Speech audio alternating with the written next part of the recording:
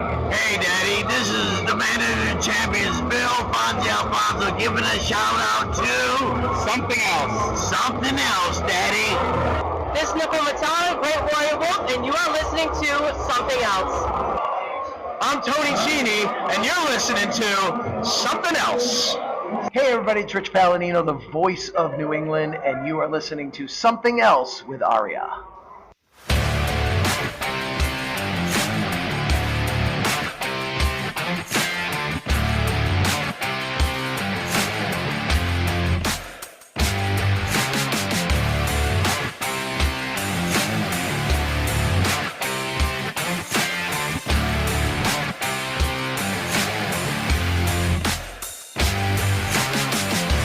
And welcome to episode number 245 of Something Else.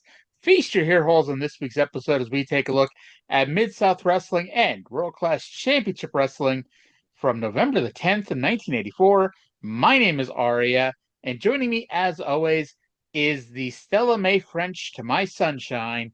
It's Trae. Trae, how the hell you doing today? You know what? Limp Bizkit called it. Everything is fucked and everybody sucks. Are you telling we gotta put somebody through the fucking table tonight? Break the fucking table. Tell them to go in there and break the fucking table tonight. That's my favorite. Yes. The only Dave drop that I love more was, and I remember this so specifically because he was talking about John Morrison and Drew McIntyre, and then the drop was fucking The Offspring, and then Dave going, you gotta keep them separated. See, the only other Dave drop that I really remember is back in the original Observer Live, when he was Selling Bears was one of the sponsors of the show, and someone made Dave Meltzer Selling Bears. And it's Dave. He's not really the person that brings out a lot of comedy to these shows. He does, but it's unintentional. But by the way, I don't know if you noticed, I had forgotten to pull up the shows. While I was doing the intro, I was pulling them up on VLC, so we heard some weird static there. I wondered where the hell that was from. It's from opening up the Mid-South file. Yeah, because it was like the first part. I don't know why. Did the video for the mail-in thing have like licensed music? It didn't sound like anything I recognized. But it was cut out of both times it was cut out of the network version. Well, I didn't think it was licensed, but I'll play it. And I mean, it was probably licensed. It was 1984, but I didn't recognize the song. I guess I should say. So you didn't see the video? No, I did. You can tell when it's old footage dubbed in versus the HD network footage. Oh, of course. See, I thought you were using your torrented files. Yeah, but you would ever be accused of doing such a thing. Well, yeah, the ones that I torrent are the ones with the HD, like the HD footage from the network, but with all the like missing stuff and music and stuff dubbed in. Oh, okay. So before we dive too far into this, first of all, thoughts, prayers, love going out to the family and friends of Bob Caudle.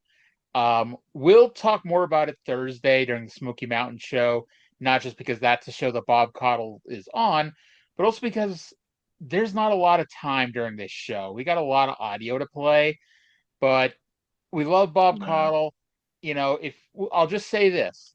If your only experience with Bob Caudle is Mid-Atlantic and WCW, and you weren't that impressed by him because he's not Jim Ross, he's not Gordon Soley, he's not Lance Russell.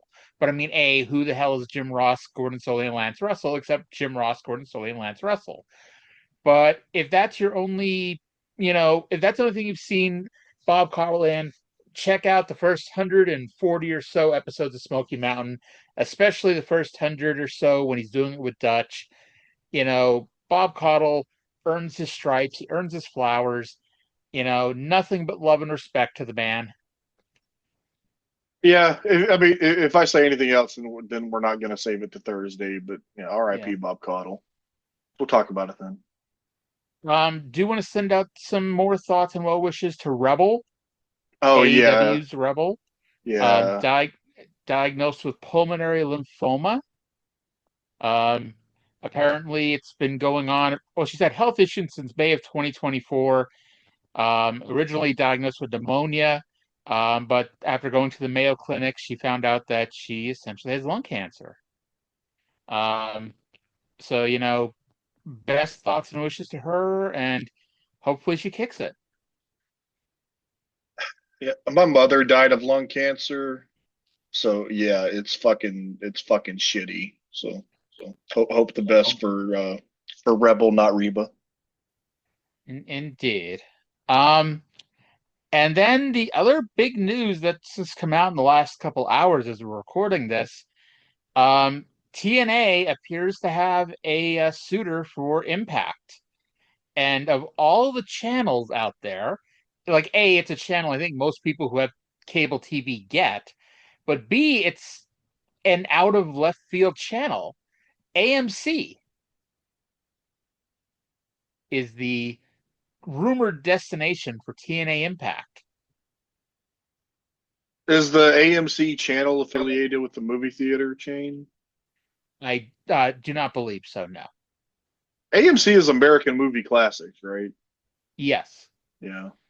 But I mean, they air a lot of like regular shows. They had a really great show a few years ago called Kevin Can Fuck Himself, but it was Kevin Can F ... himself. And unfortunately, it got canceled after 2 years because, sensitive people are sensitive. And you can't possibly watch a show with the word fuck in it. I can. I prefer it. Well, it is expected that it will be announced by the end of the year. And it does not say when it will actually start, at least the rumors that I read.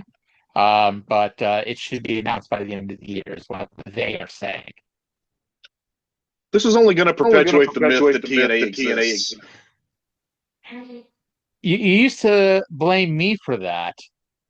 Yeah, you're the reason we got to this point. You exacerbated it. As the one person who watched and enjoyed TNA during the pandemic, it's all my fault. Hey, they did a 60-minute. Actually, I don't know if that was during the pandemic or if there were people there. They did a 60-minute Josh Alexander Mike Bailey match on Impact, but I think that may have been once people were back in the arenas.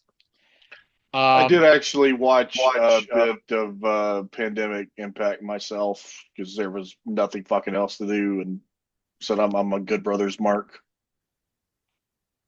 The longest title reign in TNA Tag Team title history was like the most nothing happening reign too. When they held the belts for like a year, and I think it was primarily during the AEW crossover. And it's like they were doing nothing on Impact as champions, but like they were basically the champions, so the belts would always be on AEW. They defended them against the Dark Order on Dynamite. And I forgot it was them, but somebody defended them against Private Party. That was in TNA. Yeah. I don't mean it was on AEW. I mean they defended against Private Party. Yeah, that was like there was supposed to be, and then it ended up being a three-way. It was the Good Brothers, I think, and Private Party, and Chris Sabin and James Storm because Alex Shelley got injured or something. That was when Shelley backed out of the pandemic. Yeah. But yeah, that was a fun little run there of TNA. So hey, let's dive into the exciting Mid-South Network from November 10th of 1984. And I got to tell you this, and it's not quite as funny as it sounds because I did catch on fairly quickly, but I pulled up the wrong year at first. I have all my weekly television shows by year, and I went into 1985 and went to November 9th, 1985. And now it's the same theme song, in case you care or are curious. But what tipped me off was first, wow, there's a lot of new footage in the theme song this week. And then secondly, specifically, Ted DiBiase just came back last week, and they had a clip of Ted DiBiase that like was definitely not from last week. And I was like, okay, I think I'm in the wrong year. And I'm like, yep, I'm in the wrong year. I was so confused because it was the regular intro that we see every week, and then it was like the old footage, the non HD footage of Boyd Pierce and Bill Watts, and then they were talking about the Mel in the Dream Match thing, and I was really fucking confused. I was like, did I slip back to 1981 somehow? Oh God. Let's go into it. Let's go straight to the intro here with Boyd and Bill. Hello, everybody, and welcome to this week's edition of the exciting Mid-South Wrestling Television Network. I'm your host, Boyd Pierce, and fans at home, I want to tell you, get those pens and paper ready because we have something really super exciting for you coming up just a little bit later. A great, great card. The Mid-South Tag Team Champions are here, Ricky Martin and Robert Gibson, the Rock and Roll Express, and they have a stipulation for a tag team match that's different from any I've ever heard in my many years of professional wrestling. We'll hear about that. General Skandar Akbar has called a press conference. We'll be able to hear and see that. Also, the top-ranked team from Mexico, the brothers Chavo and Hector Guerrero, will be here. And a return match, Master G and Brickhouse Brown taking on the Midnight Express. It all adds up to action. And now, pens and papers, please, because you are going to get to do the job of matchmaker Grizzly Smith. To tell you about it, our commentator, Bill Watts. Thank you, Boyd. You know, it's going to be an exciting card tonight. As Boyd was telling you, Grizzly Smith is a matchmaker, and I think he's the best in the country. But every now and then we feel that you fans at home should help Grizzly Smith. So we're going to have a dream match situation. That's where you get to make the match that you would like to see here on Mid-South and send us a letter. And we have a videotape that gives you the full information where to mail your dream match selection. Let's watch that now. Attention Mid-South wrestling fans. Here is your opportunity to select the TV main event of your dreams. On the back of a postcard, list the one match that you would like to see right here on Mid-South Wrestling.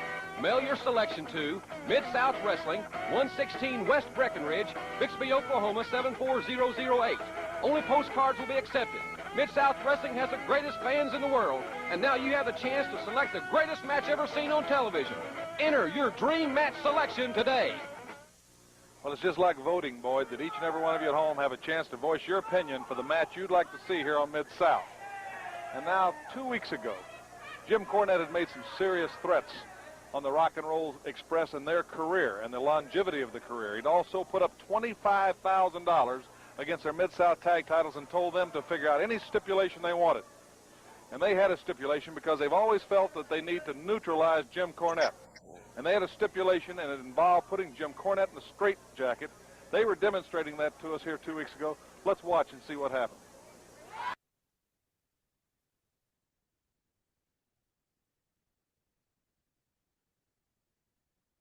Hello? Arya forgot she's muted again. So, is that just a song that I did not know the guitar riff to? Not anything that I recognized. I don't Okay. want to do anything that Grizzly Smith does ever. Grizzly Smith was too busy fucking some not adults. Or what the fuck did what's her name call the children that Trump was fucking? Yeah. I don't and- look. If I am sure that there have been times and places where somebody explained the difference between pedophilia and ephebophilia and hebophilia, but I have never witnessed one. Explained it for an intellectually legitimate reason. And I imagine it's nobody who works in the White House who has ever explained that legitimately. Anywho, so unfortunately Grizzly Smith has not been fired, but they like to do this every few years. If this was the WWF in the late 80s, we'd say they were padding the addresses for the merchandise catalogs. But nope, this was just, I don't know, They like receiving postcards. They like keeping the U.S. Post Office in business, even though this is 1984, so there's no worry that the post office is going to go out of business anytime soon. Now, you weren't here at the beginning, in late 81, 82, the last time they did the Dream Match. They totally pussed out on it. Because after building it up for a few weeks, they came on TV and said, you know what? We had so many responses that instead of just doing a Dream Match, we're going to take the 3 top highest voted matches and make it a 6-man tag. And it was like Ernie Ladd and the Samoans versus Andre, Junkyard Dog, and Dusty Rhodes. Somebody voted for Ernie Ladd versus the Junkyard Dog, and somebody voted for Dusty Rhodes versus Sika, and somebody voted for Andre the Giant versus Alpha, and they just merged them together. Yes, those were the 3 highest vote getter matches,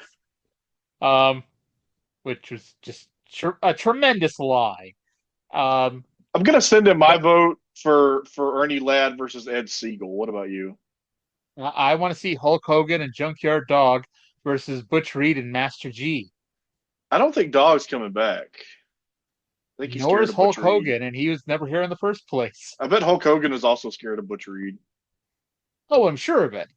I mean, much like how Hulk Hogan and Andre the Giant were afraid that Billy Jack Haynes was going to have a better match than him at WrestleMania 3, so they got the match bumped to the second match on the show instead of the semi-main. Hogan is deathly afraid of Butch Reed. Okay, I don't think I've heard that story. I believe you. I'm just did they have the match that they were going to have in the second match? Because I don't think that there was any worry about that. Billy Jerk Haynes in that RF video shoot interview where he talked about Vince McMahon killing Chris Benoit. He said that his match was originally supposed to be the semi-main, but Hogan was afraid that Billy Jack and Hercules would be so good that he couldn't follow it. So he had them bumped to the second match on the show. Has this wrestler just committed a violent crime been less surprising than Billy Jerk Haynes killing his wife? It's not funny, but no. It's not fun. It's just like Billy Jerk Haynes has been crazier than a rainbow trout in a car wash for a long fucking time.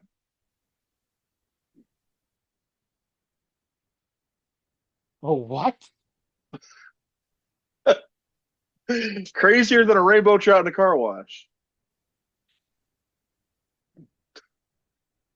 Where did that come from? I stole it from Cornette. He said it. I think he said it in an interview with he was talking to Terry Funk. All I thought it was a good line. Oh. Yeah, it popped me. I've borrowed a lot of Cornettisms. I like crazy in a rainbow trout in a car wash. I like when you know who won the pony. My wife has forbidden me from ever again saying you're the one fucking this dog. I'm just holding its head.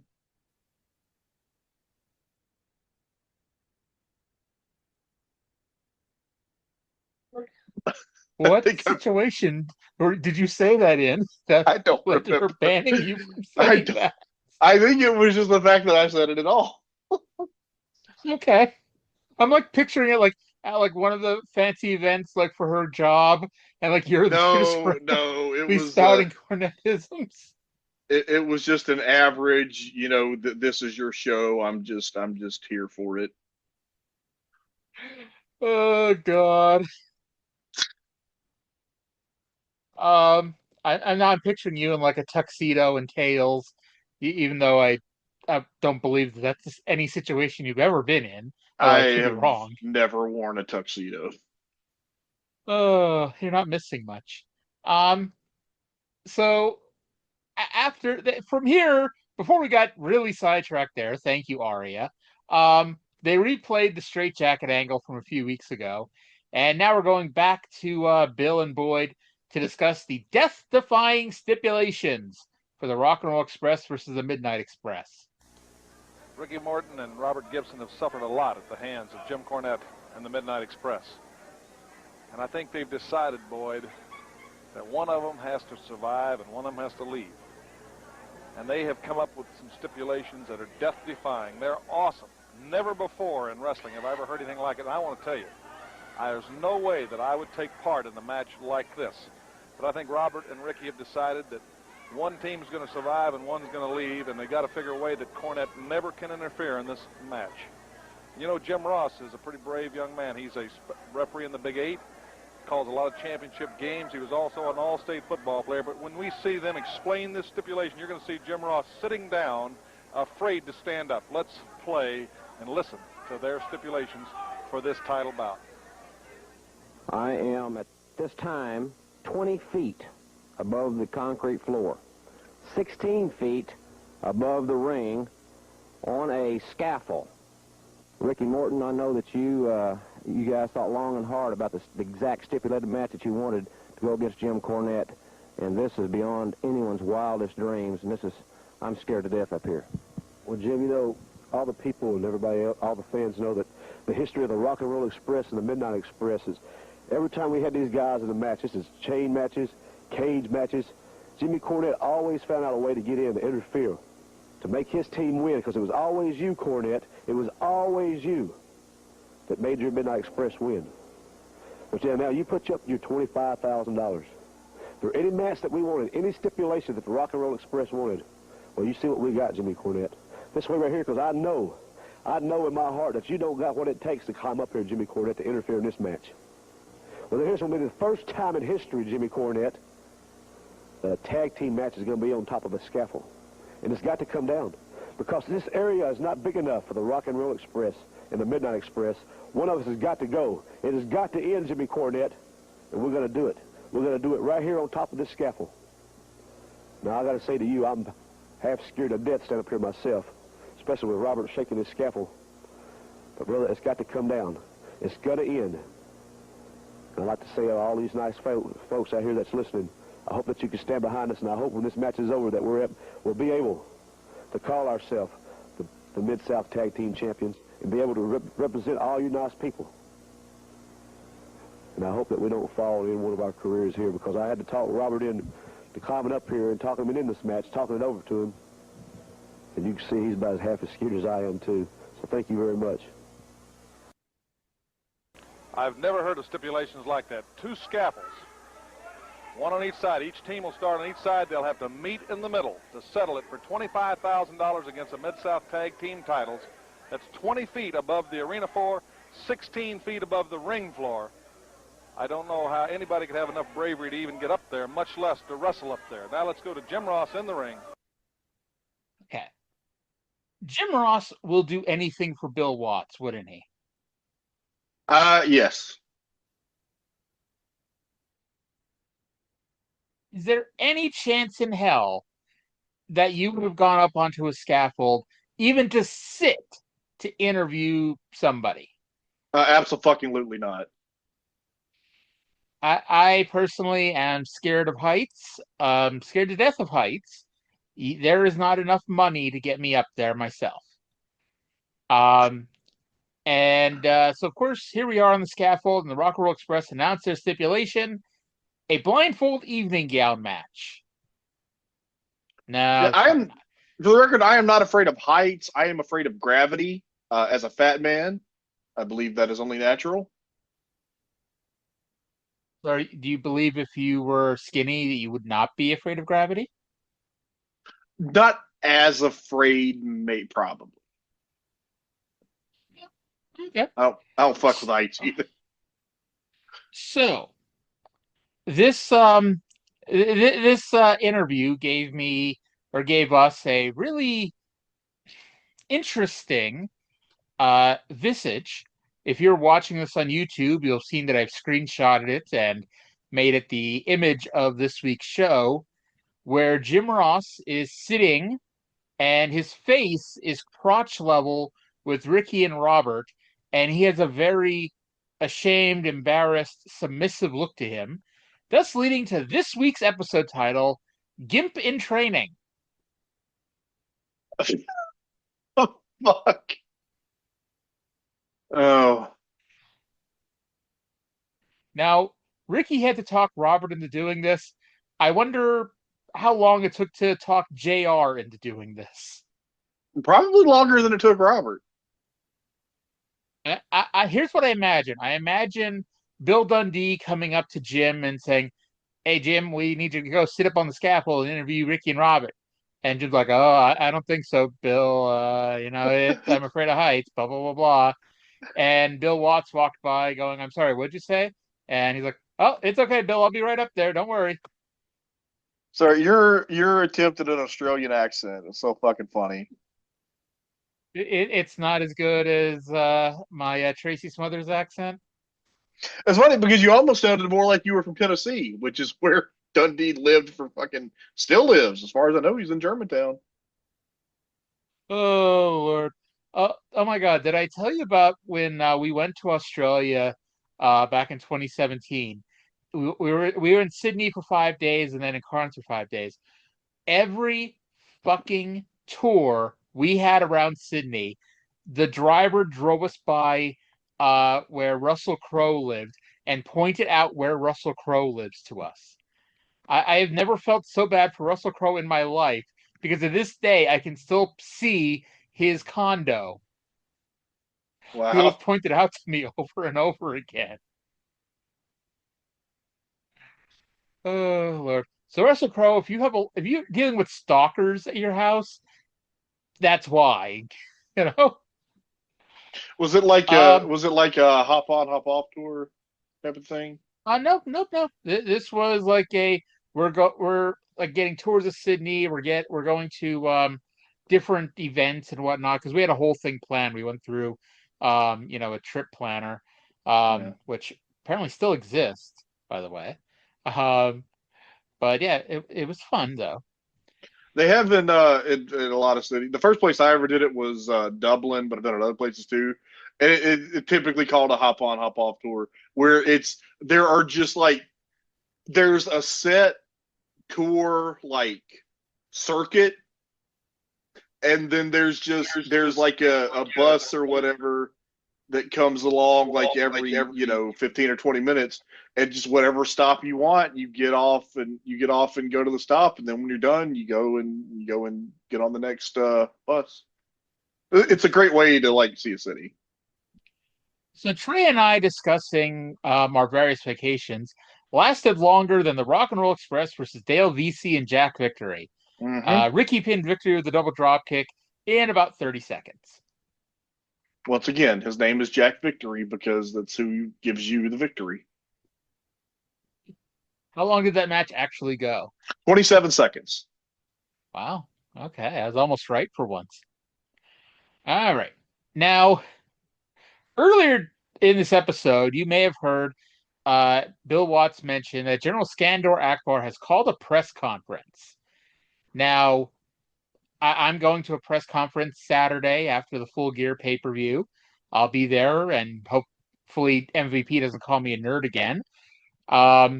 And the one thing that every press conference must have is press. Otherwise, it's not a press conference. With that in mind, let's go to a quote-unquote press conference with General Skandar Akbar alongside Buddy Landell, Jim Cornette, and Hercules Hernandez. Ladies and gentlemen, as we mentioned here last week, we would have a press conference here on Mid-South Wrestling. General Skandar Akbar has called this press conference, so at this time I'll turn these proceedings over to General Skandar Akbar. Well, I have an important announcement to make. I would like to announce that I have purchased the contract of Hercules Hernandez from James E. Cornette. Now, Mr. Cornette, I'm sure that you have received my check and that the contract is in order. I have. As a matter of fact, the General made me a very, very generous offer. I did call and check. The check has cleared my bank, so I do have the contract here. You know, the reason that I hired Hercules Hernandez to be my bodyguard was because of the threat of Hacksaw Jim Duggan to my personal safety. But after what's happened to Duggan lately, he's afraid to say boo to a goose. There's no reason to have a bodyguard. The General made me a very generous offer, and General, here is the contract, signed, sealed, and delivered. And as you can see, that I'm paying tribute to this mighty athlete by making him an honorary Sheik. And that means, Mr. Hernandez, business at hand. Maybe I don't hear him or something. Wait, just a moment. There's a job to be done. Business at hand. Business at hand. That will come later. Now, with the acquisition of Hercules, now Sheik Hernandez, that makes the General's army more powerful than ever. I got him for you, baby. I got him. I told you I'd deliver him, baby. I got him for you. I told you, brother. Hold it, young man. I'm capable of doing my own dealing, my own transactions. By the way, what are you doing with that watch on? You know where that watch is supposed to go. And I told you last week, and I'm telling you today emphatically, that by the end of today's program, that you better have results, and you know where that watch goes. No problem. I'm just keeping it polished, Mr. Akbar. Everything's under control. If I tell you, if the Nature Boy says he can deliver something, then go to the bank on it. It'll be here. That's all I got better. Certainly it's better. As I said before, Killer Tom, the missing link, Sheik Hernandez, and my associate Ted DiBiase, and Buddy Landell, the General's army is more powerful than ever. And I intend to dominate Mid-South like never before. And anybody that stands in the way of the General, shame on you, because I will steamroll you, and you will pay severe consequences. From now on, you will call me Mr. Mid-South. Well, that concludes this press conference with General Skandar Akbar. Now let's go back to Cowboy Bill Watts and Boyd Pierce. Okay. So we thought this might be the answer to the question: what was General Skandar Akbar having Buddy Landell get for him? And to be honest, I was a little confused at first because I'm like, why would you need Buddy Landell to get you Hercules? I mean, Buddy always shows ass and looks like a goof when needed. It's one of his great virtues. But he was treated like such a bitch on this show that I wonder if he's given notice. Oh my God. Like, especially the way Akbar says, like, my associate Ted DiBiase and Buddy Landell. Yeah, this isn't the end of Buddy looking like a dipshit on the show. No. And Buddy is a tremendous dipshit heel. Absolutely. So all I could think here wasn't that, okay, we're turning Hercules into a Sheik now, because he's got a little headdress on now as well. So I got to tell you, the people in Saudi Arabia or the Middle East, I don't know what the hell's who the hell put Skandar Akbar? Who the hell made him a general? Because he makes some weird decisions, is what I'll say. I gotta say, the cafe has a good look for Hercules.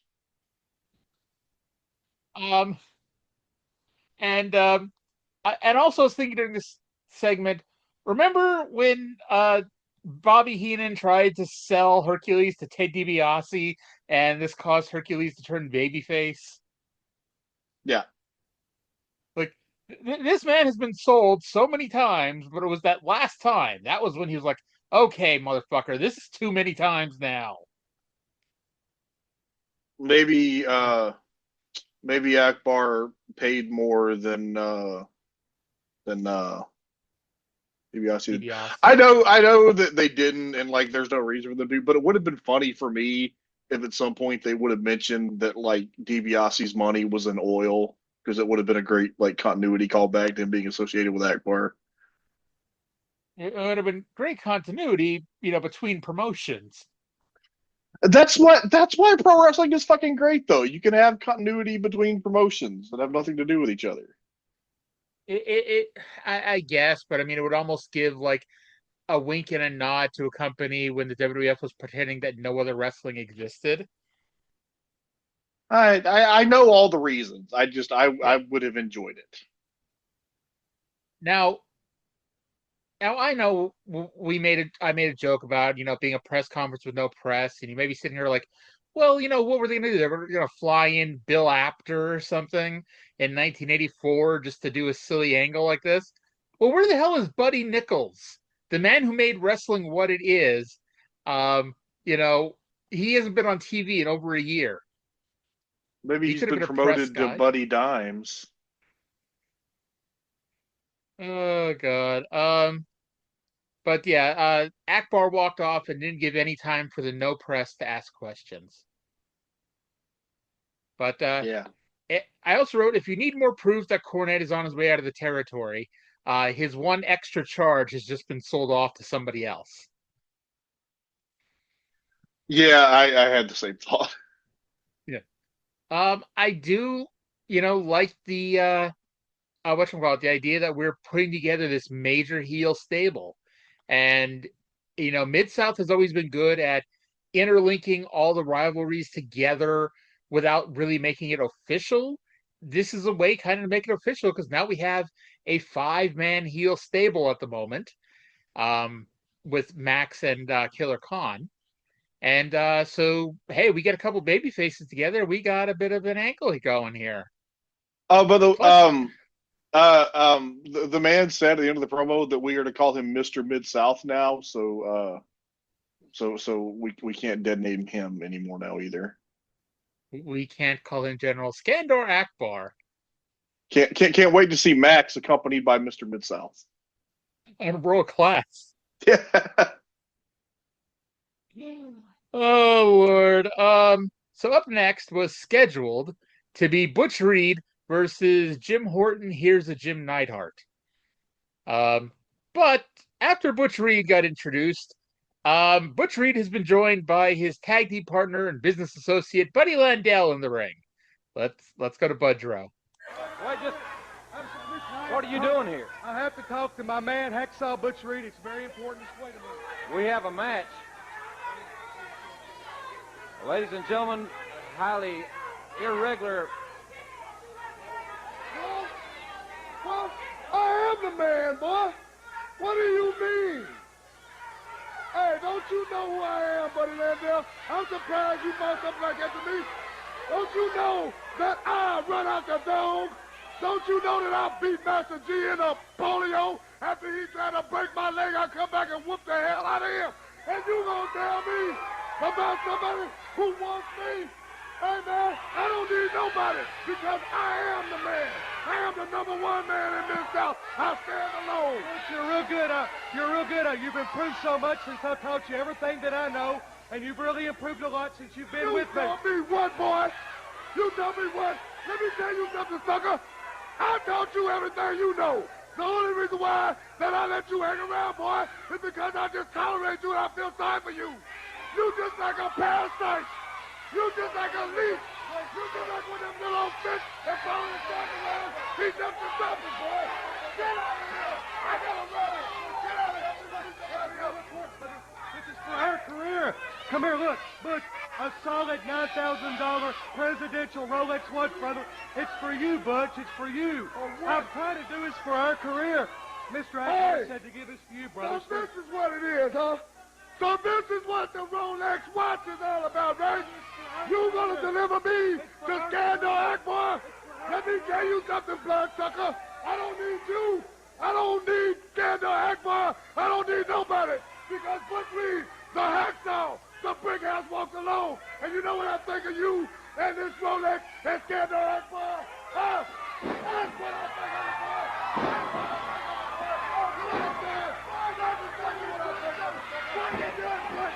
Get out of here! I gotta beat somebody up! Get out of here! Somebody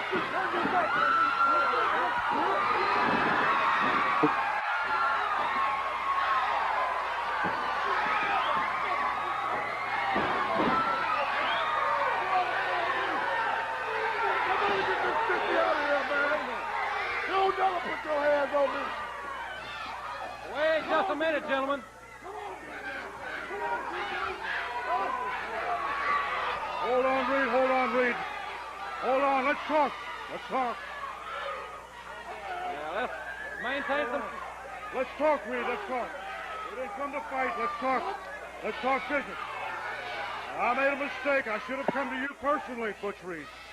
I know that you're a man of your own, and I didn't realize the animosity between you and Landell existed. But now, wait a minute. Wait a minute. Now, you're a diplomatic individual. I'm a gracious individual. And I'm prepared to make you an offer. I'm prepared to make you the offer of your lifetime. Hey, just shut up. I'm listening. You join forces with the general, and you won't have to worry about anything. Because I intend to dominate Mid-South. I intend to steamroll all opposition. So let's have your answer. Well, let me tell you something. Skandar, Akbar, I don't need you. I don't need no blood-sucker money. Butch Reed stands alone. Think for just a moment. All right, think for just one moment. I'll give it to you like a man that you are. Let me give it to you like a man. Either you're with us or you're against us. You make your own mind up. Well, I'll tell you what, Skandar, Akbar, I guess I'm against. Okay, I don't know how he's going to be as a babyface. We saw him a little bit last year as a babyface, but it was just long enough to be before he became a heel. But for one night, I'm loving Butch Reed as a babyface anyway. Yeah, that was this was good. We didn't even get a chance to talk about Jim Horton's singlet. He was in like a red amateur wrestling singlet here. Well, he was a very important part of this segment. Bless him, he tried to help before DiBiase fucking yeeted him out of the ring. Are you sure? He half-assed tried to help. Do. I don't know. He was just like, hey, don't do that. And DiBiase just yeeted him through the ropes. And I couldn't figure out if he was actually trying to help Butch Reed or if he was going to help Mr. Mid-South's guys. It looked like he was trying to. It looked like he was trying to intervene very half-heartedly. He's like, I gotta wrestle this guy. Come on, guys. This may be Mr. Mid-South's worst negotiations ever, and this is a man who negotiates very poorly. Yeah. Like why? Like he needed Buddy Landell to go after Butch Reed. Like he could not just go up to Butch Reed himself and say, "Hey, Butch, we're putting together a team to go after Jim Duggan and the rest of the Mid-South." And I bet Butch Reed probably would have gone along with it. Nope. Instead, he's like, "Hey, Buddy Landell, let me give you a boatload of money and let me give you a Rolex to hold for a while. And we're going to vaguely talk about something or another. And we want you to get Butch Reed to come to my stable." Okay, I still don't understand what exactly the deal was, because it was like Akbar wanted Buddy to do something, and then Buddy demanded more money, so Mr. Mid-South gave him the watch, but the watch was to give to Reed, I guess. It was to hold the Rolex. Although, for the record, I know this would have popped me and nobody else, but remember, I think we talked about this. You never watched The Office, really, right? A little bit.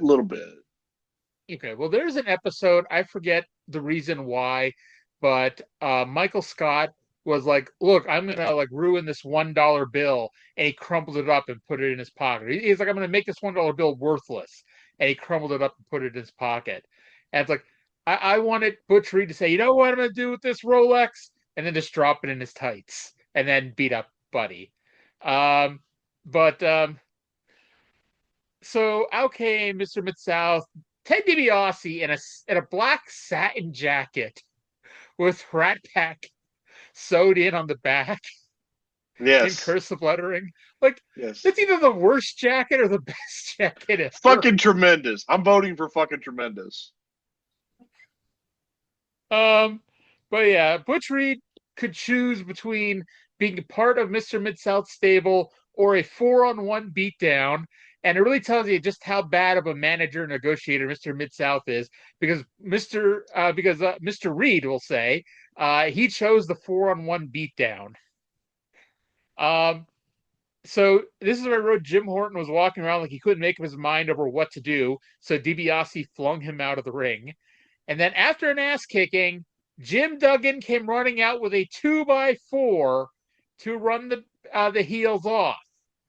Now, there's going to be a few whiny complaints I make during this show.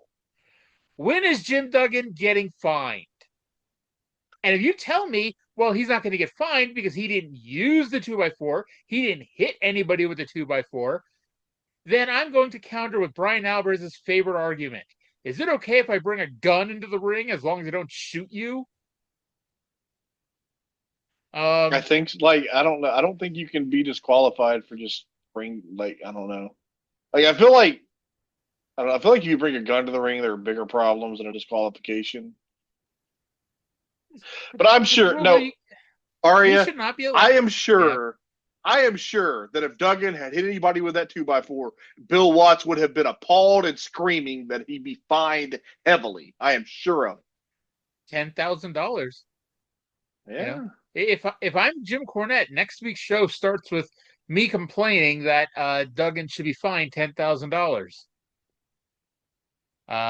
Yes. So Butch Reed and Jim Duggan, who've never been on the same side of the locker room, because Reed came in as a babyface and he turned heel at the same time Duggan turned babyface, and so they've never really been together. And they've always been that little bit of a who's the real hacksaw kind of thing. But now they're together as one. After commercial break, Bill dragged Butch and Jim over to have a discussion about this. Let's go to Bill with Butch and Jim. Ladies and gentlemen, I'm here with two proud men, two tough men. Both of you stand alone. Butch Reed, I heard you say you stand alone, and Duggan, I know you stood alone. But what I've seen about Akbar and DiBiase, the Rat Pack, or the Army as he calls them, I don't know if any one man can stand alone. And during the commercial break, I tried to get you to come over here. You've consented to come over here. I think you guys need to kind of tell everybody your feelings about this situation. Probably Bill Watts after we get done here with me and Butch need to probably go somewhere and sit down and talk down man to man, eye to eye, and just get a few things straight. But if anybody, after 2 long years of banging heads with somebody, you learn a lot about somebody. You may not agree, I may not agree, let me rephrase that. I may not agree with a lot of things Butch Reed does, and I'm sure he doesn't agree with a lot of things I do. But I respect the man because I've been right up there in that circle with him, and I've gone nose to nose. He gave me his best shot, and I gave him mine. And he came back for more, and I came back for more. So I respect you for that, Butch Reed, and I respect you for standing on your own. Now, I don't blame you for keeping your eye on me, and I guarantee you I want to keep my eye on you.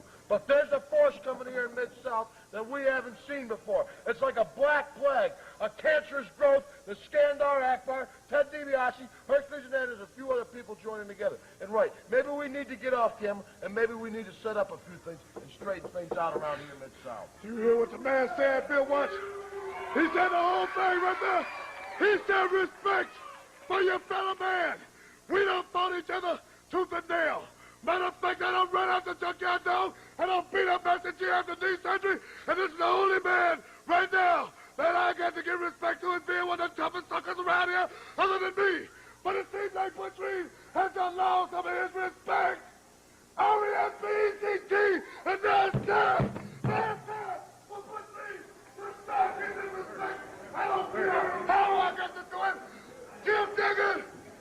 Be with me, baby. Show me that fire, baby. You be with me. I don't need this slumber. And, brother, I don't think it's one of us is going to take out them suckers. Them no good dogs up there. So, if we get to unite, then that's what the hell we're doing. If what it takes, we'll do it, baby. I don't need this slumber. I need a fired up hacksaw. All right, so we officially have a top babyface tag team. Yay. And it's the Guerreros. Well, I forgot to mention in the last segment, Butch Reed popped the fuck out of me when he said he beat Master G into polio. I was gonna ask you to clarify if I heard that correctly. That's my second favorite thing that Butch Reed said on the shows today. To be honest, I didn't write down a whole lot of what the Hacksaws said here, but we're just gonna say it was great. You know, Hacksaws United. Yes, Hacksaws United. That's a good team name too. Oh boy. But yeah, and Butch Reed, we've mentioned this before. How the hell did we think he was boring? You know, the WWF has turned a lot of good workers bad in those mid to late 80s. And They managed to turn Butch Reed into a bad worker, a boring worker, Yeah, if you will. We have really seen that a lot since we've been watching these shows. The one that really stuck out to me was Nikolai Volkov. He wasn't that bad in Mid-South. Like he was decent. No, not at all. And we're going to get to it because Jim Cornette's about to come. Oh, actually, no, I'm sorry. That's not for a few segments.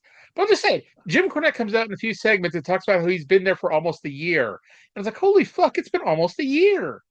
And I went back in time to the shows that were roughly around this time last year. And it's like, it was Nikolai Volkov versus babyface Crusher Darso. And when Crusher Darso had his Daisy Dukes and his tied off flannel shirt. Yeah, and he finally had to turn to communism to get proper trunks. Junkyard Dog did not offer him proper trunks. But yeah, I'm loving this Hacksaws team, and looking forward to see what goes on from here. Because there's a lot of baby faces in this territory that they could be aligned with as well. Yeah. All right. So from here we go to our next match, which is Chavo and Hector Guerrero versus the Alabama Junior Heavyweight Champion Mike Jackson and Shawn Michaels, who was adorned in an MTV shirt this week. That's how you know that it's the 1980s and he's a young man. He was wearing an MTV T-shirt. He does like that MTV. You know, too bad it's about 10 years too soon, or else he could around here talking about how much he likes Beavis and Butthead, too. I actually thought the exact same thing. But there's a hell of a lot of talent in this match. Yes. Honestly, it's hard to say who had the worst career. I guess you could, judging from a pure wins and losses standpoint, it would be Mike Jackson, because, I mean, he was 0-305 against the Midnight Express. But, I mean, that's not to say he wasn't a very talented wrestler. I don't think Chavo. I don't think a lot of modern people know how big of a fucking star Chavo was in like territory days. So you're telling me his biggest run wasn't as Chavo Classic? It's probably the one that most modern people know him for, but no, he was. See it. Okay, if you don't know, and yes, these are from that Guerrero family. Chavo was pretty much universally considered to be the best worker until Eddie came along and ended up being like one of the best workers of all time. That's what Hector looks just like Eddie. Like they could be brothers or something. Yeah. Oh yeah.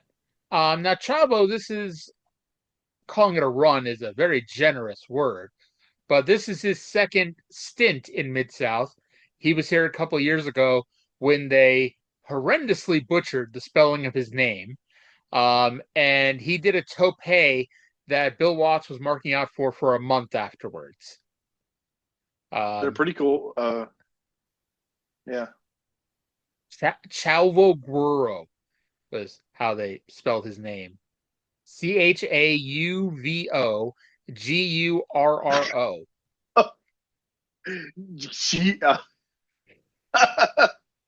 Oh, that's awful. Chavo Guerrero. They pronounced it correctly. Like that's always the funniest part. But yeah. So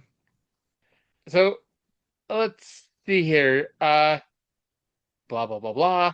Watts. Okay, yeah. To add to my perturbance earlier with Jim Duggan, Watts brings up the illegal 4 items, that we all know are illegal, and did not even hesitate into even talking about how Duggan brought out a 2x4. Then somehow I heard Trae screaming from Texas at this point. The finish of the match, Chavo is sitting on the middle rope. He is inside the ring, sitting. Well, he's sitting on the top rope, but he's got his feet on the middle rope, sitting on the top rope, and he is tagged into the match. Again, he is inside the ring, and he is tagged into the match. Honestly, the finishing move that they did was cool enough that I didn't even really register that. Oh, Lord. So It was a pretty cool move. Hector had Mike Jackson in not really a crucifix, but It was like a he full was holding him Nelson, down. but it was on the ground. Okay. He was in a laying down full Nelson, and Chavo did a senton off the middle rope. And Watts, the enforcer of the rules here, pointed out that Chavo did in fact jump off the middle rope. He didn't mention anything else about that, but he did mention that Chavo jumped off the middle rope, so it was legal. Yeah, and a senton atomico. Think Jeff Hardy, not Dick Togo. See, I was trying to not call it a swanton, and well, there you go. Yeah, senton atomico. It pretty much depends on if it's a luchador doing it. I call it a senton atomico, and if it's like anybody else, I just call it a swanton. Because I actually remember this when he like started doing that move, and JR called it a senton, and then like the next week acknowledged that it wasn't actually a senton, and they started calling it the swanton. It was a cool move. Let's just say that. Now that's Shawn Michaels. I think he's got something. I bet he's going to be a big star. Yep. If I was to run a developmental territory in 2025, I think I'd put Shawn Michaels in charge of it. Really? I feel like he might teach those kids some unpleasant habits that he might develop later on. If in 5 years we can't have finishes on main roster WWE because everyone's refusing to do jobs, I think Shawn will need to be fired. I've still been laughing about that person that was like freaking out about somebody comparing Mercedes Moné to Shawn Michaels, saying that Michaels wasn't a selfish douchebag. Like, that's still the funniest fucking thing I've ever read. I mean, he may not be a selfish douchebag now. He may not. I can't. Yeah, I still remember when the story, even after he found God and all that stuff. Remember when Umaga was getting gear made, and Shawn tried telling him that he was using Triple H's colors, and Umaga basically told him to fuck off. And he wasn't doing shit on the same level in like the 2000s run as he was, but he was still doing shit and being a twat. And so being religious does not make you a good person any more than like being in the garage makes you a car. If it helps him get off drugs, I'm happy for him. I really am. That's about it. I agree. Here's my stance on religion. I feel the same way about religion as I do genitals. I don't care if you have them, but if you rub them in my face without my permission, you should go to jail. So you've been catching Maggie Smith lately, I see. Just a heads up for Trae, everyone has genitals, but that's neither here nor there. Ted DiBiase took on Lee Ramsey next, and we find out that next week it'll be Adrian Street versus Bill Dundee for the TV title. Didn't we just see that? And in 2 weeks, it's the return of Terry Taylor, who is a little bitch, a stooge, and a D-Gens. This 4 yes, weeks we has did. gone really fast. Yeah, we did see that. And Dundee won by disqualification, so I believe he is entitled to another championship match. There you go. I'm still waiting for Jimmy Wang Yang and Shannon Moore to get their rematch for the tag titles against The Miz and Morrison. I'm still waiting for what the fuck? Who? Maybe Chris Hamrick and James Atkins are going to get their Smoky Mountain Tag Team title shot this week. At the end of Smoky Mountain, we need to go back and count the number of people, the number of jobbers who got wins over champions that never got a title match. Probably a lot, because they like to do that. It's almost exclusively the tag champs. So, I don't think Tracy Smothers did any jobs for Barry Horowitz. I don't think they were in the territory at the same time, so that would even be harder. So DiBiase won with the figure 4, and because Bob Roop and Paul Orndorff are off doing better things in their lives, Lee Ramsey never learned the counter to that hold, and he had to tap out or submit because tapping out wasn't a thing for another 13 years in pro wrestling. It always confuses me Like, even though I know when you watch stuff from like the 80s or early 90s and somebody's in a intermission hold and they're just tapping the mat and it's like, why? What is happening here? One of my biggest pet peeves is when people are in submission holds nowadays and they tap the mat, but like, oh, that's not a tap out. They're tapping the mat as they're trying to like scratch and claw for the ropes. It's like, don't touch the mat. Sorry, don't touch the mat.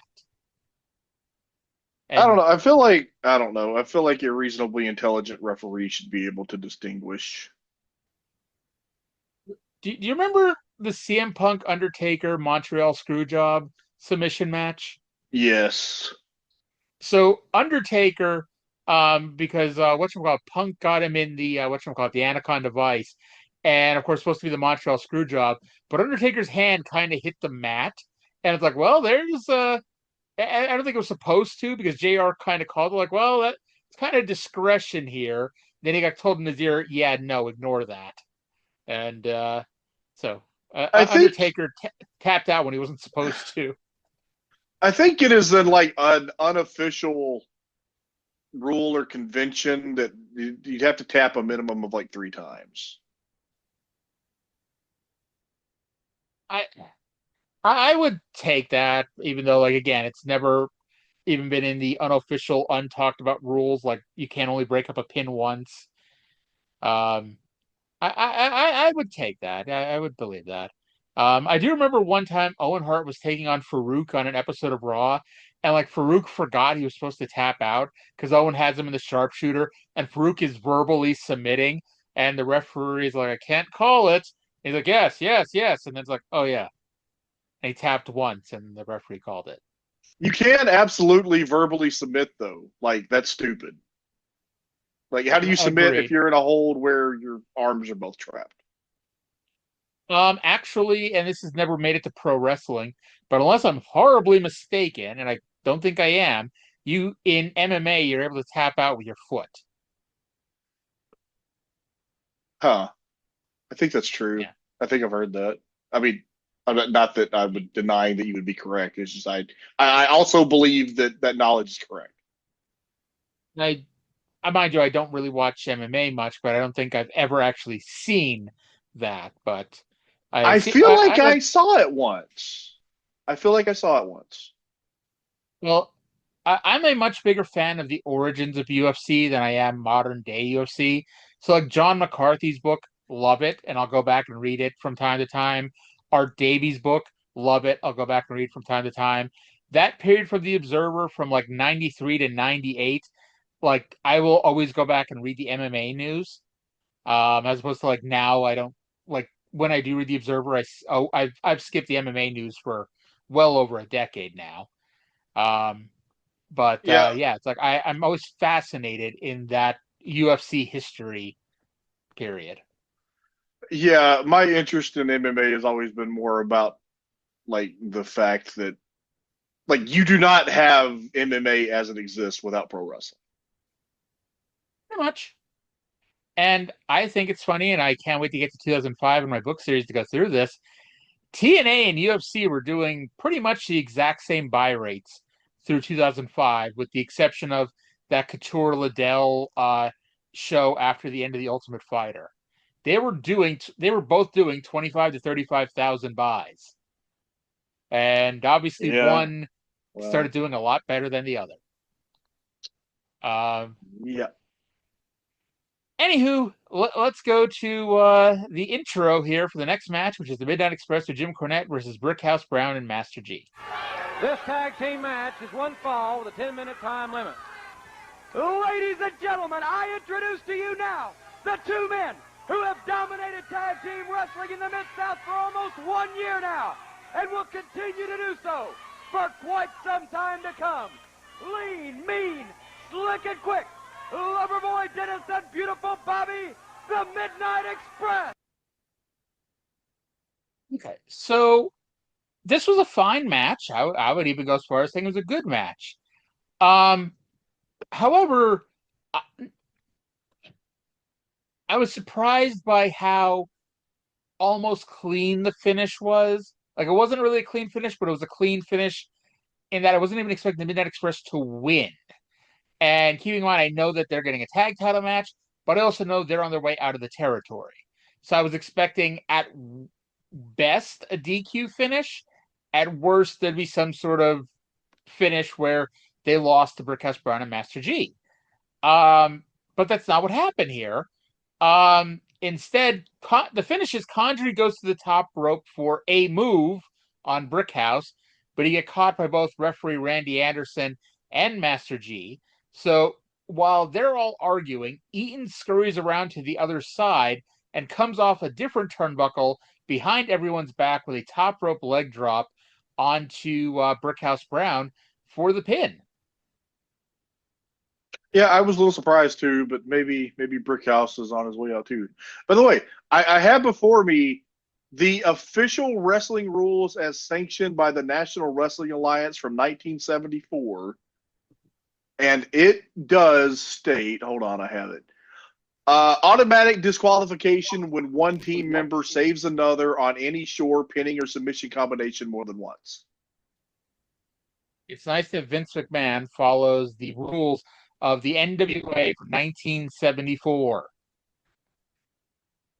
One of these days, I'm going to write the uniform rules of professional wrestling. I mean, I'm waiting for you, man. Like, let's go. You know? Yeah, I know. I have a lot of projects to cover and not a lot of fuel to cover them. So we keep mentioning George Wells because it's like Master G, like, you know, how the hell is he still in the territory? Because it felt like he wasn't supposed to be here very long. And this is his penultimate TV match. Okay. Yeah, he's gonna wrestle next week, and he wrestles at the Superdome on Thanksgiving night, and he wrestles in Houston on Black Friday, and that's it.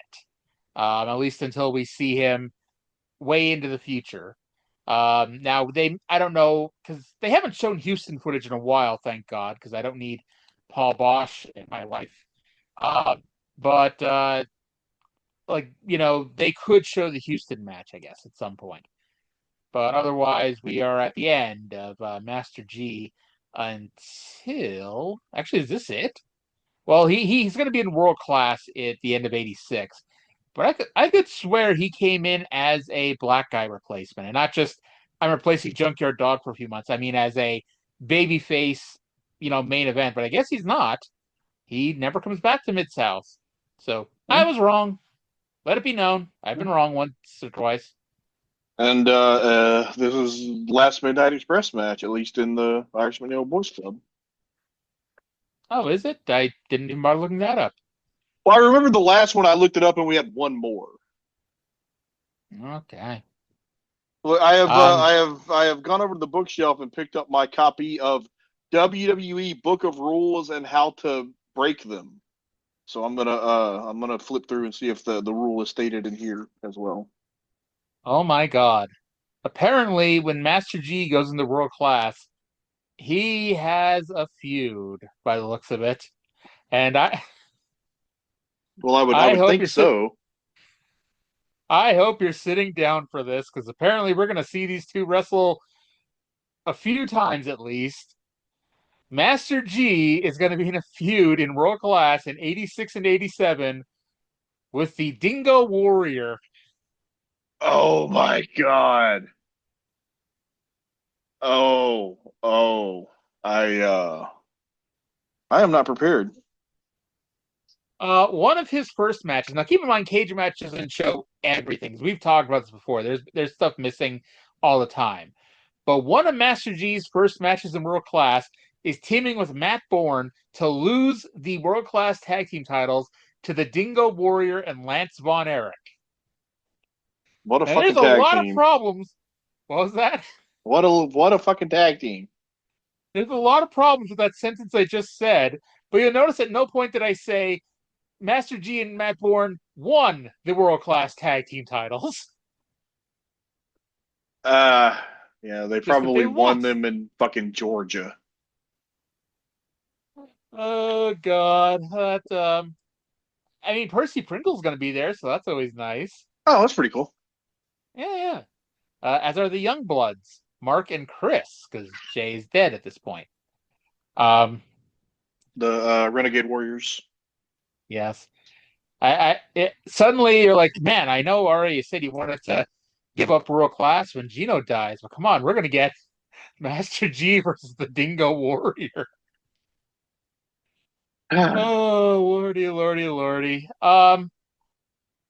So Midnight Express win. We then go to what is scheduled to be our main event, which is the main event meaning the last match on the show. North American champion Ernie Ladd and Buddy Landell without Mr. Mid-South versus Bill Dundee and Cowboy Tony Falk. Tony Falk apparently can do 100 jobs in Memphis, but won't do one here in Mid-South because as he's standing there waiting to be introduced, Magnum TA walks out and doesn't even offer him money. Just like, hey, can I have the match instead of you? And Tony's like, sure, why the hell not?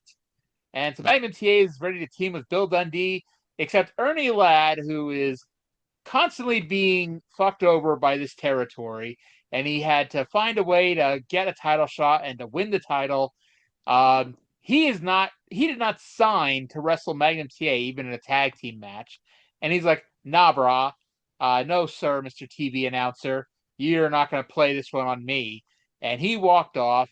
And so Bill Dundee, because, hey, he wants to warm up before his TV title match next week, Bill Dundee's like, hey, Buddy, why don't we have a singles match? And I'm sure Buddy would have gone for it. Because, Buddy is a fine, upstanding, good Christian athlete. However, Ernie was calling his name, he says. I didn't hear it. Maybe Trey heard it on the HD WWE network, increase there. But Buddy definitely heard it. And I know Buddy wouldn't lie about something like that. So Buddy scurried off, and we ended up not having a final match. I popped for Buddy saying, I got to go. Ernie's calling me. Well, did you notice we had a question answered that we had posed recently? Which was? Did anybody ever wear the giant North American title belt? And the answer is yes. Ernie Ladd wore it here. I apologize. I did not mean to besmirch the Mid-South North American title like that. It's still a clunky-ass fucking belt, but yes, somebody actually wore it. From that angle, it kind of has a similar profile to the AEW Big Platinum belt. Yes. Now, I still want to see it matched up with the Crown Jewel title. Yeah. Now, the Crown Jewel title is still the gaudiest fucking thing ever created. However, just for sheer size. Yeah. So we're not going to get a tag team match in the show. I mean, it would have had like a 2-minute time limit, so it's not like, oh man, we were gypped out of a 5-star Mac Classic here. And then from here, though, they replayed the Dream Match promo. Get your cards and letters in. Well, not even letters. Get your postcards in, because it's postcards only. We don't need to give Joel and Eric and the other kid whose name I forget paper cuts from opening up all your envelopes. No, postcards only. I don't remember. I know he had a third son. The one that was smart enough to stay out of in front of the camera, at least. So, since we're not going to get a match, we're going to get a quick end-of-show promo, because we talked about Jim Duggan earlier, and this was his return from having the shit kicked out of him by Ted DiBiase. However, there's a missing component to this, and that is the Dr. Death helmet holder, Dr. Death Steve Williams. Let's go to Doc right now. Wants to say? You know something? I got challenged out here last week against Jim Duggan, a helmet match. Well, he didn't show up. Now he comes out here with a board. Jim Duggan, you're a coward. You're a yellow-bellied coward, Jim Duggan. You know something? I've got my helmet here today. And, brother, if you want a one-on-one in that square circle, I'll be here next week right in that square circle. So, Jim, if you're not a yellow-bellied, come on down and try me, Dr. Death Williams, in the helmet. Well, you just heard from Dr. Death. He's challenged Hacksaw Dugan, and I'll say one thing. I don't think anybody would call Dugan a coward or yellow belly. Tune in next week, and maybe we'll have that great bout. I mean, tune in right here on the exciting Mid-South Wrestling Television Network. One got to say like 6 words the entire fucking show, and it was like they flipped the switch on him just so they're watching the exciting Mid-South wrestling. Well, Boyd's always excited. He just carries it well. Legitimately, I don't remember him saying anything else this entire fucking show outside of and here is Cowboy Bill Watts. Yeah, I don't either. Oh god, they flipped a switch, and I imagine he'll get his talking in next week because I'm sure he'll be the ring announcer, and it'll be Jim and Joel at the commentary desk. But yeah, I guess we're finally gonna get our. I mean, it's not really a helmet match because Dugan lost his helmet, and I was disappointed that Doc only brought out the one helmet. I really wanted to see him bring out Dugan's SMU helmet and be like, "Hey, look what I won, motherfucker!" And they have a helmet versus 2x4 match. Well, the helmet is not illegal. So Dr. Death could, well, it's illegal, but it's not illegal to the point that he'll get fined $10,000 for using it. So Doc could, in fact, use the helmet to beat up Duggan with. Yes. I do think Watts did we talk about this? Watts did a whole fucking rant about that. Like during the show after the Duggan segment. I did. I noted that he didn't hesitate to mention that Duggan used the 2x4 or brought in the 2x4. Yeah, but then he had like a whole fucking thing about how well, there's blah, blah, blah, and why is the helmet, but we only ban certain things. We can't apparently ban everything. I'm like, why the fuck can't you? Like, why can't you just ban any foreign objects? If you hit an opponent with something other than your body, you are fined $10,000. Is that fucking complicated? Well, they're already like limiting themselves with booking anyway because it's like now they have to come up with new weapons to use because it's like you take away the chair, you take away Duggan's 2x4, Jim Cornette's racket, and Hercules' chain. That honestly, at this point, you have to come up with new things at this point to use, and I imagine maybe they should drop that stupid fucking rule. I agree. I'm not disagreeing with you about that. And I'm going to bet they drop it soon because, again, it's stupid, Look, I am less offended by rules being stupid than I am about them being unevenly applied. If you're going to have a rule that throwing somebody over the top rope is an instant disqualification, you better do it every fucking time. Same as like jumping off the top rope. You got to do it every fucking time. And you got to tell the referee, call it like a shoot. If Lanny Poffo's in your territory and he doesn't know that coming up the top rope is illegal, or he forgets and does a moonsault, it's like, I'm sorry, but that's a disqualification. I don't care if Tony Falk was not supposed to win that match. Tony Falk won that match because you broke the rules. It would have been better if they would have just done some fucking mental gymnastics about how you're allowed to jump off the top rope backwards.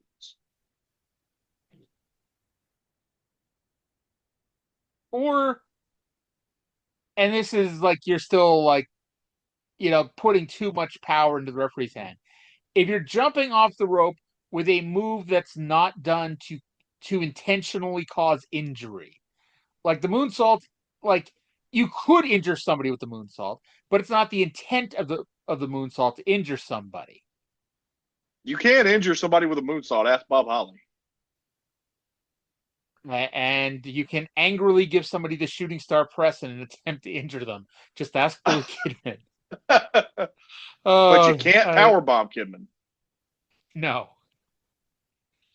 I would have loved to see Billy Kidman versus Kevin Nash just to see if Kevin Nash would take the "you can't powerbomb Kidman." Yeah, that would have been fantastic. I love that that's the like. There's no other name for that move. It's the X Factor, but he does it out of the power bomb every time. But it's not the X Factor. It's not the modified carpet muncher. It's the "you can't power bomb Kidman." There are two universal rules in wrestling: you can't power bomb Kidman, and don't headbutt a Samoan. That is true. And back in the '80s, you also can't headbutt a black guy because for the same reason Samoans' heads are hard, apparently. Black guys' heads are also for the same reason. I will never not pop for a spot where a guy headbutts a Samoan and it hurts its own head. Which, if it was a shoot headbutt, you're going to hurt your own head anyway. But, Yeah. I learned that as a kid. You cannot do a headbutt without it hurting yourself.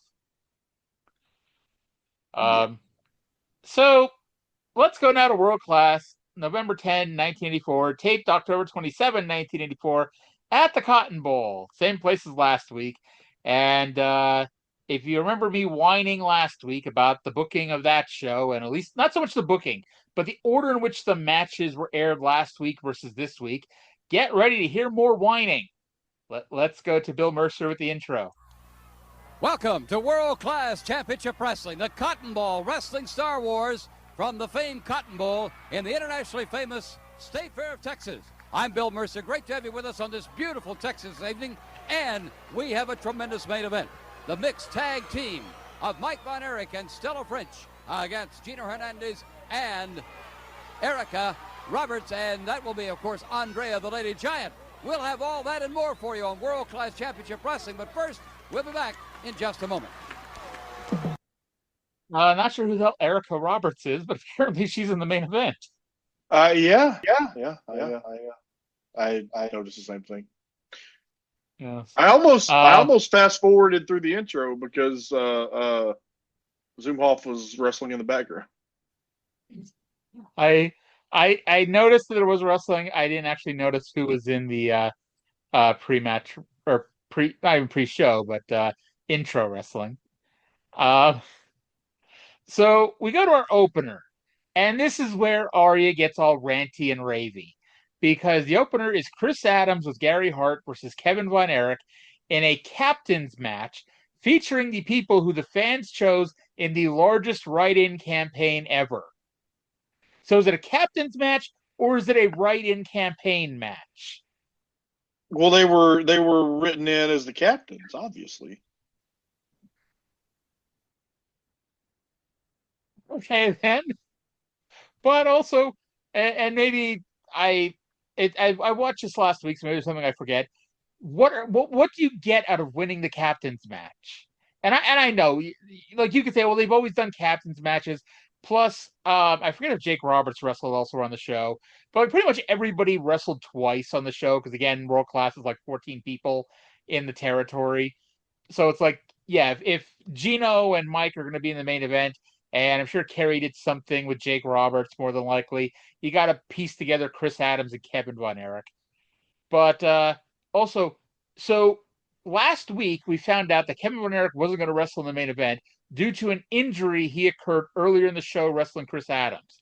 And this is the match that he gets injured in while wrestling Chris Adams. Why did this not air last week? And to make it more annoying, the six-man tag last week and the opener of this week both took up about 11 minutes of the show. Now, admittedly, they do a post-match angle, and it takes up more than 11 minutes. But it was, they could have easily have switched the two spots. It was like, or they could have just aired this week's show last week and last week's show this week. Like, my hair was being pulled out at this point. So before the match, though, Chris Adams grabbed the microphone and he has something to say. You're kicking and you're punching to yourself, because what I'm gonna do is challenge you to a wrestling match, Von Erich, something that you're not very used to, and I'm going to embarrass you in front of your brothers, in front of your father, and in front of everybody here. Well, Chris Adams hurling another challenge at Kevin Von Erich, and now Kevin wants the microphone. Well, Kevin does have a reply. Adams, you want to humiliate me? You want a straight, clean wrestling match? Okay, man, you got it. Thankfully, they explained that this was going to be a wrestling match, because otherwise, I was confused about what they were going to do here in the ring.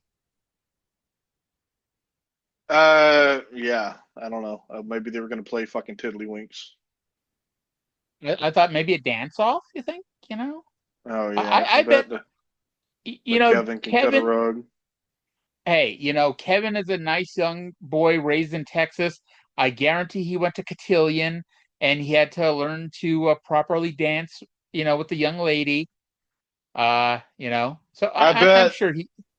I bet the young woman that he took to homecoming had a mom the size of fucking Rhode Island. That part of the Iron Claw was not depicted. When I moved to Texas, and I was like, I didn't know about, because they're not a thing in Arkansas or like anywhere else I know of. The huge fucking, they're called mums that they like. You know what I'm talking about? Like the big fucking ridiculous ribbon things that they pin on you for fucking like homecoming. You didn't have did you have that for prom? Like not the same way. I didn't go to prom, but I know there are things like there are corsages, like little wrist things. Yes. No, these homecoming moms in Texas are fucking ridiculous. I was thinking of a corsage, and yeah, no, this ain't the same thing. I'm gonna just Google homecoming mom. It just MUM. Let's see here. That is something. Yeah. And it's like the one they're showing, it's attached to a girl in a cheerleading uniform, and it's like it's almost as long as the cheerleading uniform. Yeah. That is something. See, when you said it was almost as large as a mum, I was thinking like, man, you're calling someone in Texas fat. No. Oh. That's why I laughed. That's what you're saying. All right. So back to this riveting match. Fritz has apparently warned Gary Hart that if Gary Hart interferes, then Fritz will come out and kick Gary's ass. And knowing that Gary Hart is constantly talking about in his book about how he could kick everyone's ass, I wanted to see him interfere just to see Fritz have to waddle down there and go after Gary Hart. Fritz was apparently lurking somewhere. Yeah, he seems like a lurker. He was with Grizzly Smith somewhere. No. So this wrestling match broke down into a slap fight. So Christopher Nowinski came out and explained the effects of CTE. Wait, that was power slap, not slap fight. Anyway, this was a fine match that went longer than expected. And this is where I note that I guess it only went about 11 minutes, which just tells me they could have had this last week during the 11-minute main event. Kevin won with a roll-up where Adam's shoulders may have lifted off the mat.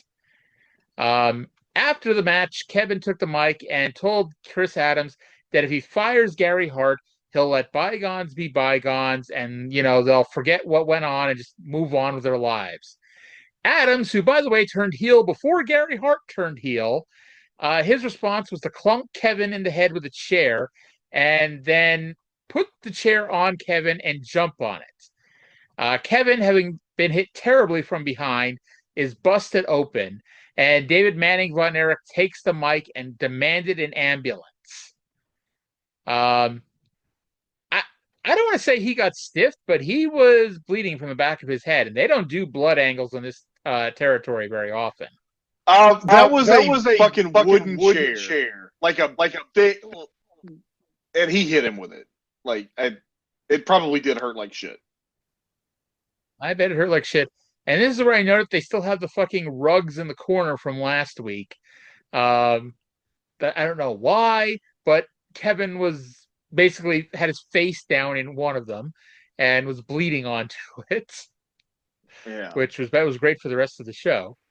Now we've seen a lot of, angles with blood. We saw one in Mid-South a couple weeks ago with Jim Dugan.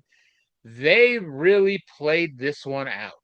This one went through an entire second segment, and suddenly I understood why Chris Adams had so much heat last week. Because remember last week he was getting booed like he killed Bambi's mother, and this is why. Because there were girls legitimately crying in the crowd, screaming and begging Kevin to move, thinking that he may have died from this chair shot to the back of the head. Like, but the girls crying, like it got it over for me. And I'm confident these were not planted girls in the crowd. No, I believe with all my heart that these young women were terrified for Kevin Von Erich's well-being. Yeah. And Chris Adams is cemented as a top heel. In case he wasn't before, this took it to another level. Yeah. And they definitely picked the right Von Erich, because I don't know if it would have had the same effect had he done it to Kerry, and it certainly wouldn't have been if he did it to Mike. Kevin was the right Von Erich to really tug at the girls in the crowd's heartstrings like that. I don't think Kerry would have sold it as well. He just wasn't that kind of worker. Kerry probably would have forgotten and stood up. Yeah. Now, this went an entire segment, like I said. Mm-hmm. And they announced after this that next week it's Kerry and Mike in a tag team match against Killer Khan and Max. No word on if Mr. Mid-South will be there. That's going to be a Lulu. Yes, it will. Speaking of names that we've stopped calling people, Iceman King Parsons versus Mr. Beef. And Bitch Steed. Yes, Bitch Steed. This is where I note that, because last week I thought there were burlap sacks in the corner. They weren't burlap sacks, but rugs. And I still don't know why the hell they were there. And this match went to a 6-minute and 45-second time limit draw. No idea if that was the actual time, but it felt about 6:45. It was 8 minutes and 16 seconds. And before the match, the Butch Reed line that got the most over with me this week was him telling King Parsons that he was going to, and I quote, whoop some ice cream out your drawers. I was wondering where you got that from, because I did not remember that, and I did not notate it. But by the way, congratulations to Torrie Wilson. Apparently just, she didn't give birth. She is a new mother. She had a surrogate. Oh, well, congratulations to her. There was a poster of her in the February 2000 issue of WCW magazine that put me through puberty.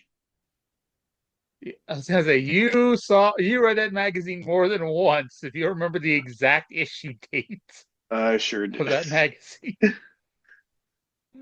Oh, lordy! Now all of a sudden, I need you to find that picture and send it to me. Bet I can. Okay. Now we go to our main event, which was our mixed tag team match. Mike Von Erich and Stella Mae French versus triple champion Gino Hernandez and Nicola Roberts. Okay, so the match placement is where I'm scratching my head, because Gino had all 3 belts, so this had to have been after the 6-man tag team title match. However, ProWrestlingHistory.com lists the 6-man match as going last. But considering not just the belts, but also the crowd was running out of the stadium after this match ended, I would assume this match was last. Yeah, probably. So before the match began, suddenly a helicopter arrived at the Cotton Bowl, and out of the helicopter came Sunshine. Someone tell Jimmy Garvin and Precious that we found her. Hey. Check your PMs.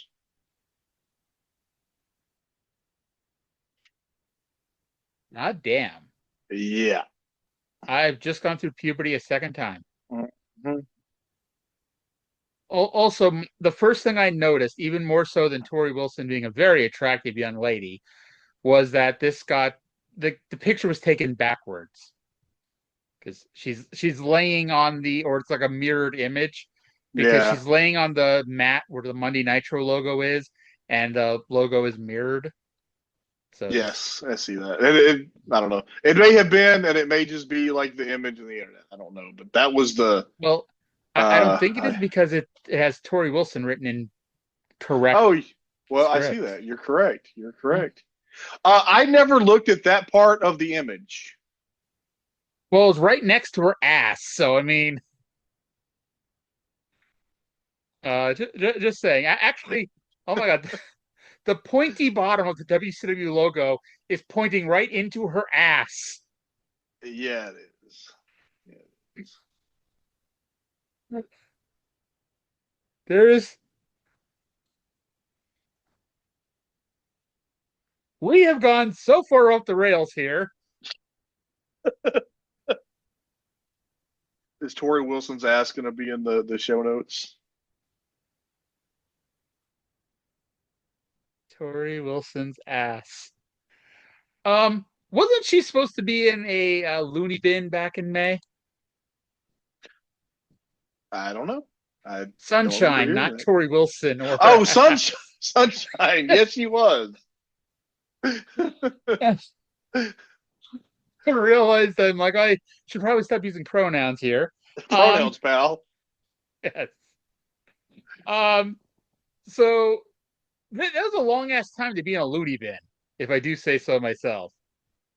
Well, maybe she was really loony. Now, apparently, this was a legitimate disappearance. That, like, according to WCCWmemories.blogspot.com, after the 1984 Parade of Champions at Texas Stadium, Sunshine seemingly disappeared from the wrestling scene altogether, causing panicked WCCW officials to bring in her truck-driving quote-unquote aunt, Stella Mae French, who was played by former wrestler Tanya West. To this day, no one knows for sure why Sunshine abruptly left World Class during this time. Well, people got reasons. Yep. And I'll be honest, I thought it was a storyline thing, but they just turned it into a storyline thing. I actually did know that she was like somewhere, but I assumed that she was like actually in a I don't know, actually in like a mental health facility. I was confident she was somewhere too, just didn't know where somewhere was. Thank you. We were informed that Kevin Von Erich had and I quote, severe laceration of the back of his head and requires 10 to 15 stitches along with a severe concussion. And it's funny because, like, we all know how bad concussions are now. And so that's the key word. You say concussion, it's like everyone's like, okay, I get it. He's going to be out for a bit. But like 1984, this was not a thing. That's an injury people have. Like, oh, well, he hurt his arm. He'll be back next week. But you got your bell rung. Yeah. By the way, Bill Mercer during after the match during the angle, he was saying Bill Mercer said that he thought that Kevin had lost feeling in his hands, and that was a thing that can be caused by a concussion. I may be incorrect. I don't think a concussion causes you to lose feeling in your hands. That sounds like a stinger. That's possible. Trae, I'm afraid if we've actually asked this before, but have you ever gotten in the ring and ran the ropes? I have not run the ropes. I got in a ring one time, and it was at a TNA house show. It was a 6-sided ring. And it was like you were getting in the ring to take mark picks for Kurt Angle, and everybody was going through the bottom and middle ropes, and I was like, oh, well, I'm gonna go through the fucking middle and top rope, and fucking crushed myself on the middle rope. I'll be honest, I've never been in the TNA 6-sided ring, so maybe that's different. But I've gone into enough ropes that maybe I'm just a couple inches taller than you. I thought we were pretty much the same height, but I never had a problem going between the top and middle. I am 6 foot even. I'm 5'10", so. Well, maybe that ring, like those ropes were fucking taut. I also like the fact, and I know what you meant, and everyone knows what you meant, but I'm me, so I gotta nitpick you. You said that they're gonna take mark picks for Kurt Angle, so I'm just picturing you got in the ring and started taking pictures of Kurt Angle for Kurt to use for his personal collection, and he paid $20 to do it. I still have that Hey, picture with my ex clipped out of it. those TNA house shows did make a little bit of money because they would sell those fucking $20 Polaroids for all they were worth, and they were worth $20. Yeah. So I brought this up because Stella, who we just mentioned, is a trained pro wrestler, cannot run the ropes. This was what JR would call bowling shoe ugly. Yes. By the way, did you catch how Mercer introduced Sunshine? And I'm a Sunshine apologist, we know that, but I thought he was laying it on a little too thick. The exotic, the exciting, the girl with the face of 1,000 expressions. I did not hear that one or did not think to write that one down. Yeah. Wow. The finish saw Sunshine hit Nicola with a chair and Stella Mae got the pin. Yes, it did. Yeah. Yes, it did. This was not good. No.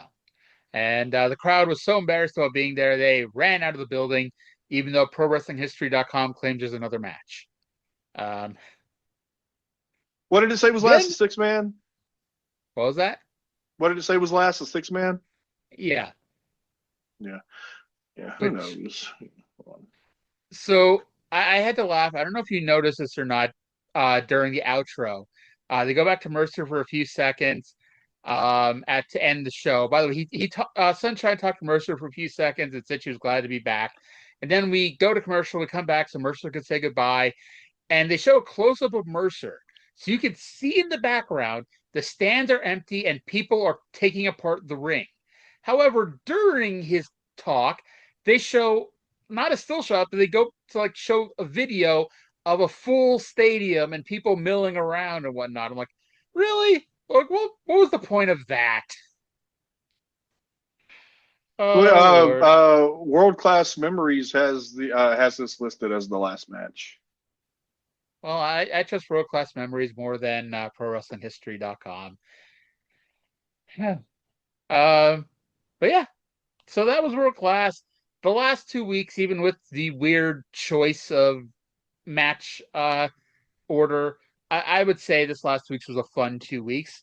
We could have, I guess we could have just decided to watch the whole Cotton Bowl show in one fell swoop, because I did see there was an hour and 20-minute cut online, but I prefer the way we did it. Yeah, I suppose this is fine. It did. Cat, what did you just knock over? This cat. I have never had a knock shit over cat before. Astro Peach loves to knock shit over.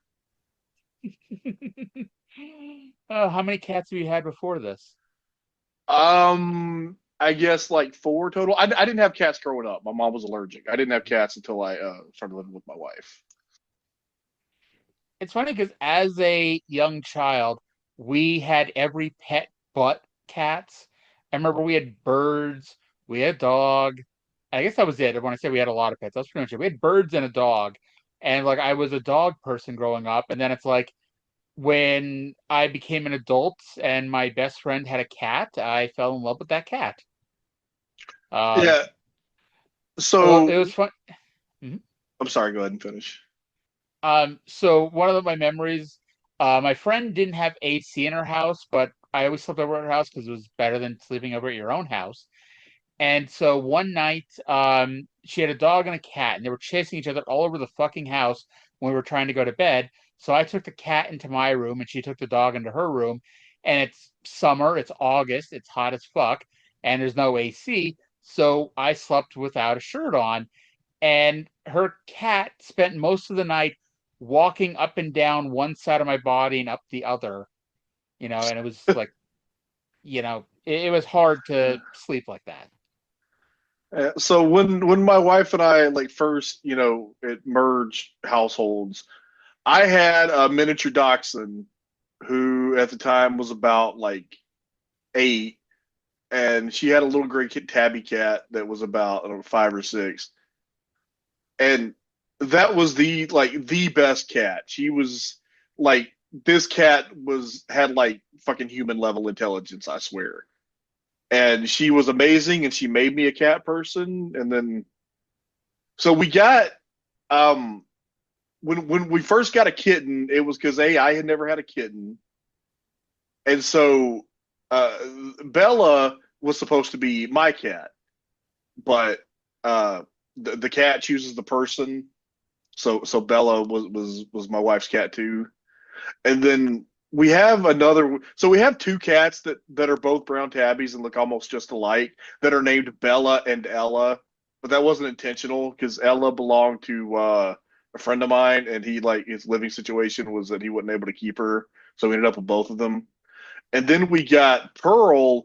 That was our neighbor's daughter found her and couldn't have her in her apartment, and she was injured, so we got to nurse her back to health. And she's more my cat.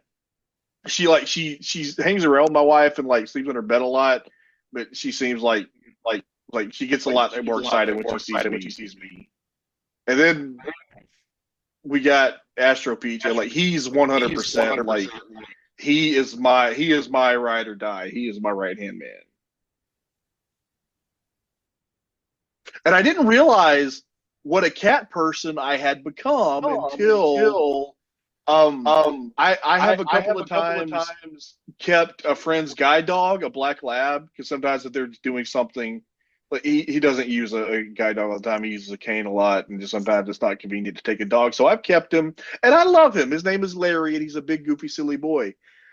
And I realized that he would just follow me around the house no matter what I was doing, and just his nose was up my ass. And finally I was like, dude, go live your life.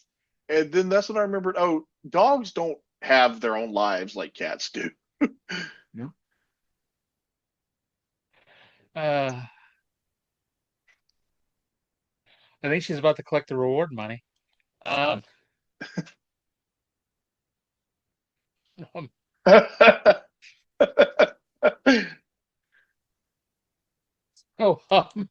just gonna say that, not even explain it for the people not looking at my face. I'm just gonna keep going. I mean, technically, you could put it up on the YouTube, and also you could put the poster of Torrie Wilson. I think they've got to go on the YouTube page, because the YouTube video is going to be good old JR submissively sitting between the Rock and Roll Express. Who is what's that girl's name from NXT?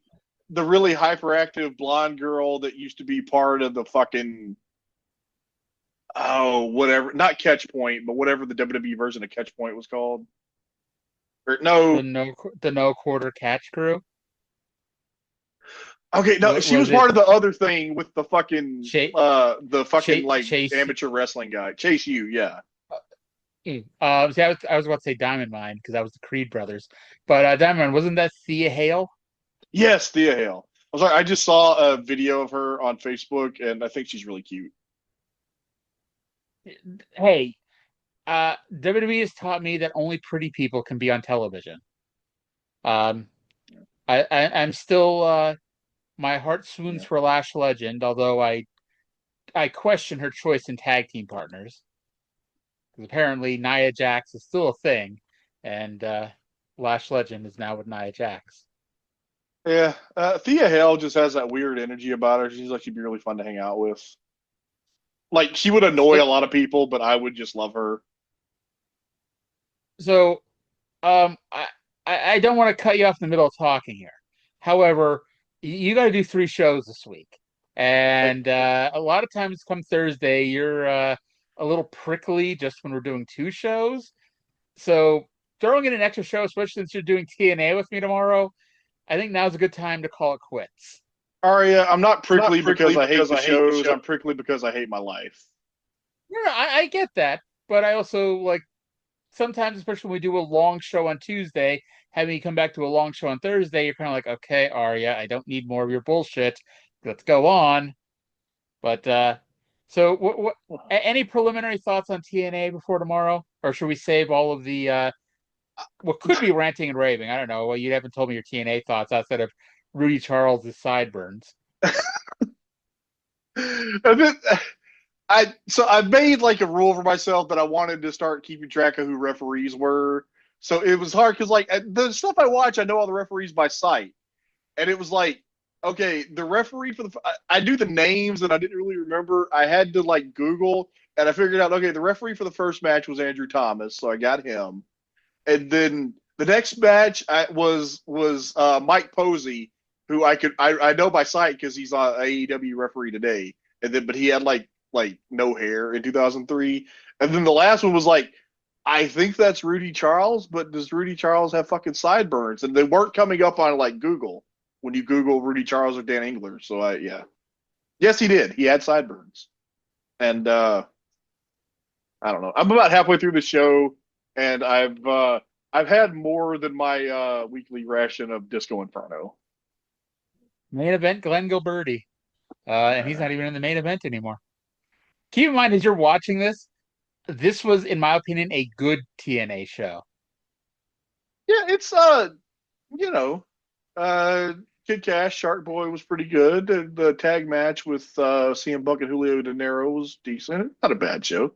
The opening match, like clusterfuck plunder match, didn't really do anything for me, but that's just a preference thing, probably. Now you didn't. I told you what show you had to watch, and you were disappointed you didn't get to watch 2003 Lex Luger. Did you go back and watch 2003 Lex Luger? No, I saw the clips at the beginning of the show though. You didn't get the promo where he called AJ Styles AC though, which you could argue was a storyline thing. Like, oh, I care so little about this guy, I'm not even going to know his name. Except he really could not remember what AJ Styles' name was backstage. And it was a lot less funny. Maybe he thought he was D'Lo Brown. There you go. Although I guess they have been in the same territory because D'Lo was a jobber in the WWF in '94, but under getting a push, they've never been in the same territory. All right, so I think we're gonna call it for the day. 1 down, 2 to go this week, and I agreed to do TNA Impact for the Observer site on Thursday, written, not verbal. So I'm going to get a lot of TNA in this week. Double the Frankie Kazarian. Actually, it was Kazarian on this tomorrow's TNA show. I don't remember. Anywho, we'll find out tomorrow. We'll talk to you tomorrow. Thank you all for listening, and we'll talk to you again in 7 days. Bye.